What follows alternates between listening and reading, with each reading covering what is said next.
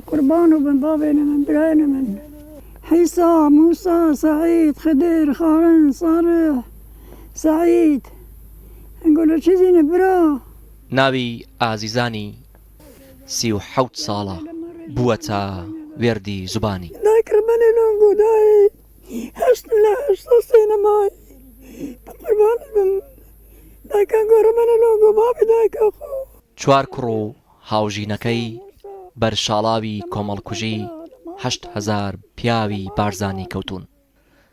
دایە لال وەکو هەموو دایکانی ئەنفال بووەتە ڕەشپۆشێکی ئەبەدی. دايك ربنا حتى دايك تما باخيتين هذا لونقو قازينم هذا لون كذا بارينم. ئەو ئازارە بۆتە دەردێکی بێدەرمان و بە دەمارەکانیدا گەڕاوە.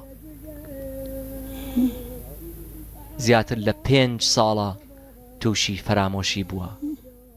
قولوا بلو خويشة بدر كوين بتين خدي نصيبي ما نبرد ترمبيل نبون قدي لو خو بدر كوين يتين شو قلت وفي بابون أنا هندا هيشتن أنا هندا دي قارية هيرن تاني برسي خريب أنا بريد قصروا كوني بردان يقلقي برو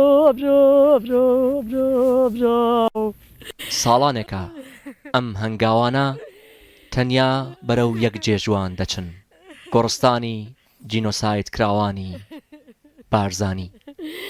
خيشقاقا عبدالة دایکانی ئەنفال یەک ڕەنگ و یەک بەسەرهات و هەزاران ئازار.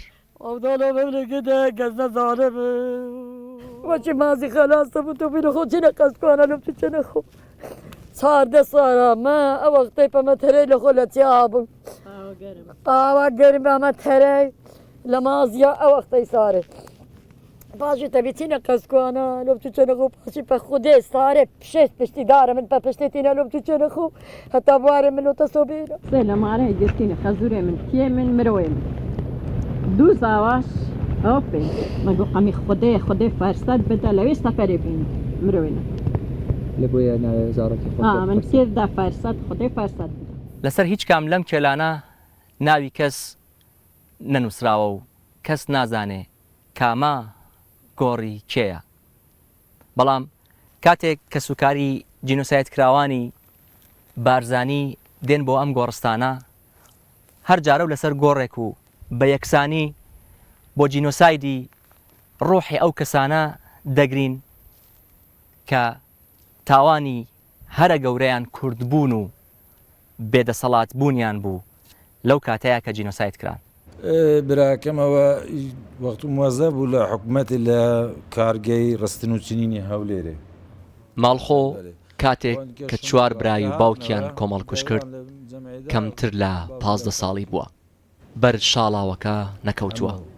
ئێستا بووەتە سێبەری دایکی و هەروەها خەسوویشی کە ئەویش 5 کوڕ و هاوژینەکەی کۆمەڵکوژ کراون.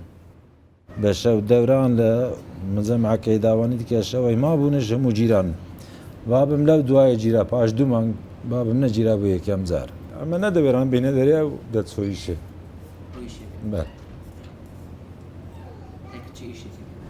وەڵای کرێکاری لەگەرە و خەڵکەی نەکداکەم هەمووان ئەوە ماوەی 5 ساڵە ئەلێرە کەتە خوارێ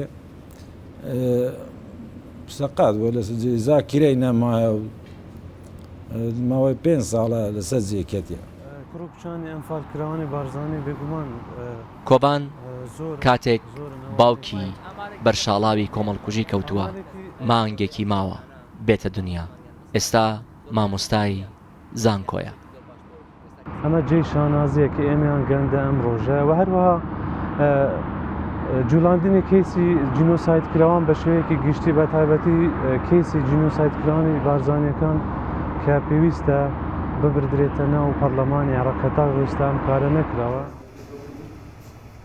زیاتر لە 26 خانەوادەی بارزانی هەن کە زیاتر لە 5 کەسیان جینۆساید کراوە.